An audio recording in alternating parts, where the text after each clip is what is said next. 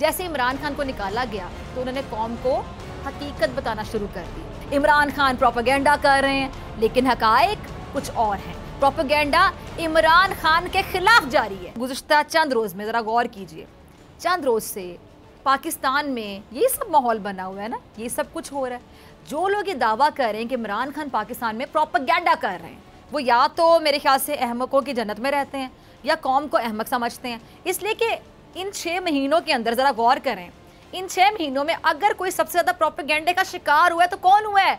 वो खुद इमरान खान हुआ है। जब वो मुल्क के वज़ीर आज़म थे उस वक्त उनके खिलाफ प्रोपेगेंडा किया जाता रहा। कभी कहा गया जी उन्होंने जायचा देखकर आज़ाद कश्मीर का वज़ीर आज़म लगाया, कभी कहा गया कि वो अहम तैनाती तारों सितारों के मुताबिक करेंगे। खुद मौजूदा वज़ीर आज़म इसमें पेश रहे। उन्होंने तो ये तक कह दिया था कि जी बनी गाला की छत पर जो मुर्गी का गोश्त है वो जलाया जाता है। कभी उनकी हुकूमत को जादू टोने की हुकूमत कह दिया जाता था। इसके बाद जैसे इमरान खान को निकाला गया तो उन्होंने कौम को हकीकत बताना शुरू कर दी।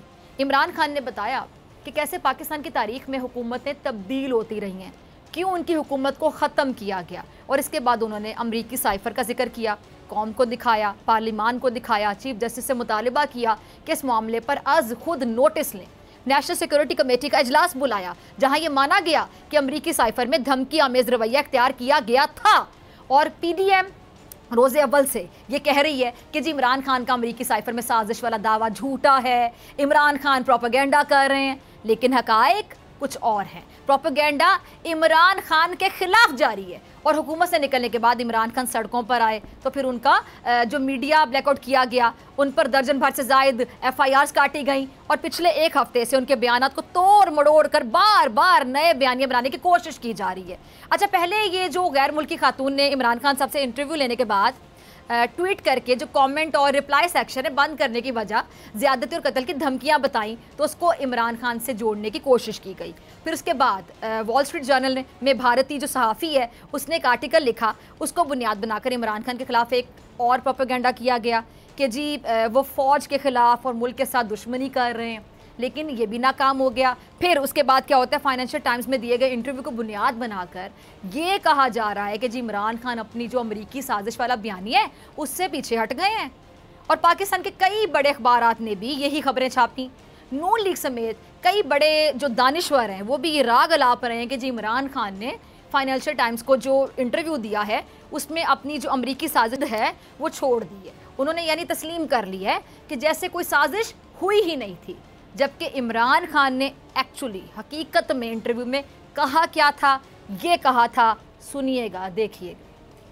जी, तो इमरान खान साहब ने हमेशा कहा है कि वो हर मुल्क के साथ बराबरी के ताल्लुकात चाहते हैं, किसी की गुलामी नहीं करेंगे। लेकिन जो बात इमरान खान ने रोज़े अव्वल कही कि उनकी हुकूमत के ख़िलाफ़ साजिश हुई, इस पर वो आज भी कायम है। यहाँ मैं आपको इमरान खान का माजी का बयान भी सुना दूँ ताकि किसी किस्म की कोई कन्फ्यूजन ना रहे कि इमरान खान का बयानिया तब्दील हुआ है। इमरान खान अमेरिका, रूस, चीन, हत्ता के भारत बराबरी और दोस्ती की सतह पर बात करने के लिए हमेशा से ख़्वाहां रहे हैं, ख्वाहिशमंद रहे हैं, लेकिन किसी की गुलामी किसी सूरत तस्लीम करने का को तैयार नहीं है। और वो वाज़ेह कहते रहे कि गुलामी कबूल नहीं है, बराबरी की सतह पर ताल्लुकात चाहिए, दोस्ती, गुलामी नहीं। अच्छा, टीम इमरान खान साहब का माजी का कोई बयान ज़रा चलाएँ जो दोस्ती और गुलामी की एक वाज़े मिसाल हो कि पता चले कि वो इमरान खान साहब कहते क्या रहे हैं कि बराबरी की सतह पे ताल्लुकात चाहिए, दोस्ती की सतह पे ताल्लुकात चाहिए, हमें गुलामी नहीं करनी। ज़रा चलाइएगा कोई पुराना क्लिप।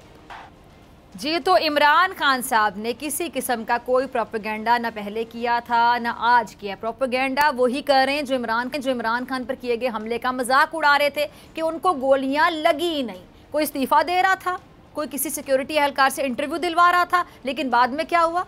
बाद में सबने देखा कि इमरान खान को गोलियां लगी, और कितनी गोलियां लगी थी, जो अभी भी ज़रा टीम चलाइएगा आपको स्क्रीन पे दिखाते हैं। अभी भी स्क्रीन पर देख सकते हैं कि इमरान खान साहब ने तो जिस तरह हर बात में वो आपको कॉन्फिडेंस में लेते थे, जब वो वज़ीर आज़म भी थे वो आते थे और कौम से खिताब कर लेते थे और कौम के साथ अपना जो दिल का हाल है, जो सारी सूरत हाल होती थी, हकाइक होते थे, वो शेयर कर लेते थे। इसी तरह इमरान खान साहब ने ये भी दिखा दे कि देखिए कहाँ कहाँ गोलियाँ लगी हैं। अच्छा, खान साहब की जो दाईं टांग है उस पर 3 गोलियों के ज़ख्म अभी भी ताज़ा हैं और इतने गहरे हैं जो बासानी नज़र आ रहे हैं, मगर अक्ल के अंधे जो हैं उनको ये इसलिए नज़र नहीं आ रहे कि वो इंसानियत भुला चुके हैं। अब इस वक्त जो मौजूदा हुकूमत है उसके पास शायद कोई एक बयानिया नहीं है, ना उसकी किसी बात पर आम आदमी यकीन करने को तैयार है। इसलिए कोशिश यही की जा रही कि किसी तरह से इमरान खान को किसी भी बात को पकड़ के ना, इमरान खान की किसी भी बात को पकड़कर उसको तोड़कर मरोड़कर अपने मुताबिक बनाकर, अपनी मर्जी, अपनी मंशा, अपनी ख्वाहिश के मुताबिक बनाकर पेश कर दिया जाए और कौम को उलझाने की, कंफ्यूज करने की, बुखलाहट का शिकार करने की कोशिश की जाए। लेकिन यह भी बेसूद ही साबित होगा। अगर आपको ये वीडियो पसंद आई तो सब्सक्राइब करें और बेल आइकन पर क्लिक करें।